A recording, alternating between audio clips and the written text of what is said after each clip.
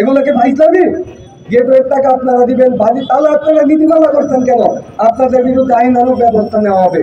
আপনারা যদি গেটওয়ের টাকা সঠিকভাবে রিফান্ড না করেন, আপনাদের বিরুদ্ধে আইনানুগ ব্যবস্থা নেওয়া হবে এবং আমরা সচিবালয় ঘেরাও করবো। এটা আমরা বলে দিচ্ছি, আপনারা এই পদক্ষেপ আমাদের নিতে বাধ্য করেন না। এবং সিআইডি যারা আছেন তারাও কিন্তু আপনার এখানে তার যেই টাকাগুলো সে পাচার করেছে, সেই পাচার দেখানোর সহযোগিতা করেছে, পাচারে সহযোগিতা করেছে সিআইডি, বাণিজ্য মন্ত্রণালয়, ইক্যাপ এবং WTO সেল, যেটা বিগত সরকার তৈরি করে দিয়েছে, এবং ভোক্তা অধিকার অধিদপ্তর। আপনারা কি নাটক করেন?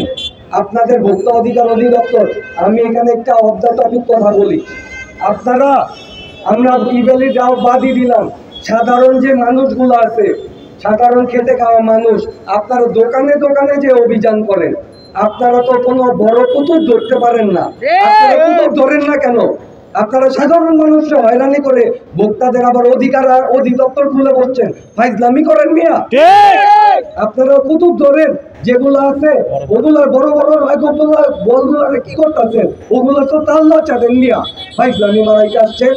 আপনারা সাধারণ মানুষের সাথে ফাইজলামি করেন, এইসব ফাইজলামি চলবে না। আমরা আপনাদের সামনে একবার গেছি, দরকার পড়লে বারবার যাব। আপনাদের কি করতে হয় সেটা আমাদের ভালোভাবে জানা আছে, তো আমাদের কঠিন পদক্ষেপ নিতে আপনারা বাধ্য করেন না। আজকে যেভাবে কথা বলছি সেভাবে কাজও করে দেখাবো। আমরা কথাই নয় কাজে বিশ্বাসী। এবং আজকে যারা আমাদের মানববন্ধনে একত্রিত হয়েছেন তাদেরকে সকলকে ধন্যবাদ জানাই এবং আমাদের জন্য দোয়া করবেন, আমরা যেন সামনের পথগুলো সঠিকভাবে কাজে লাগাতে। 2 মাস সময় দিয়েছি, 1 মাস অনেক সময়, তার সে যদি দিতে অক্ষম হয়, আপনারা যারা অন্তর্বর্তীকালীন সরকারে আছেন, আমরা ভাই আর টাকা চাই না, আমাদের টাকার আর দরকার নেই। যদি সে টাকা দিতে অক্ষম হয়, তাকে আইনের আওতায় আনেন, তাকে জেলে ভরেন, আমরা শান্তি পাবো।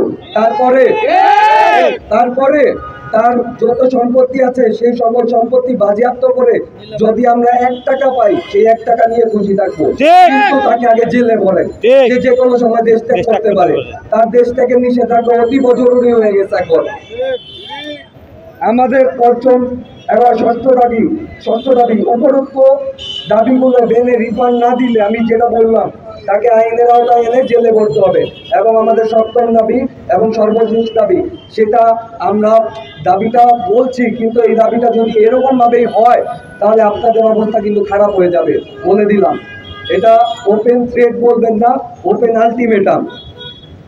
আমাদের সপ্তম দাবি, এই ইভেলি রিফান্ড কার্যক্রমে যারা তাকে প্রত্যক্ষ এবং পরোক্ষভাবে সহযোগিতা করছে তাদেরকে আইনের আওতায় এনে তাদেরকে শাস্তি দিতে হবে।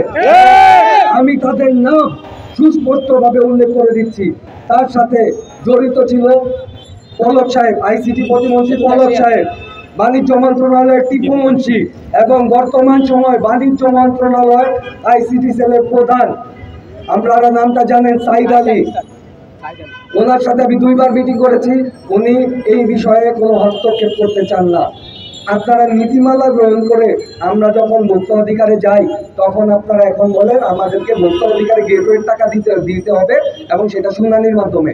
আপনারা কি আমাদেরকে বলদ পেয়েছেন না আমরা মূর্খ হয়ে গেছি? আপনারা শুনানির মাধ্যমে যদি গেটওয়ের টাকা দেন, তো গেটওয়ের বাইরের টাকা কবে দিবেন ভাই?